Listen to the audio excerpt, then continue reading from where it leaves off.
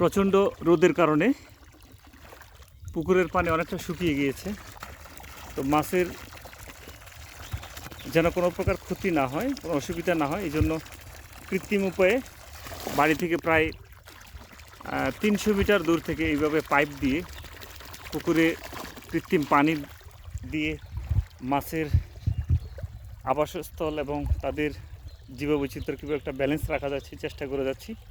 আজ সকাল থেকেই সারাদিন চেষ্টা করে যাচ্ছি মাছকে কীভাবে কৃত্রিমভাবে পানি দিয়ে একটু ঠান্ডা রাখা যায় পানিটাকে। এই পানিটাকে যদি একটু ঠান্ডা রাখা যায় তাহলে মাছ তাদের থাকাটা একটু সুবিধা হয় এবং অত্যাধিক রোদের তাপ থেকে তাদের জীবনটা একটু রক্ষা করার জন্য একটা ভালো একটা পরিবেশ পায়। আমরা চেষ্টা করছি আর কীভাবে একটু পানি দিয়ে মাছকে একটু সচল রাখা যায় এবং তাদেরকে কীভাবে একটু প্রাণ সঞ্চার করা যায়। ধন্যবাদ।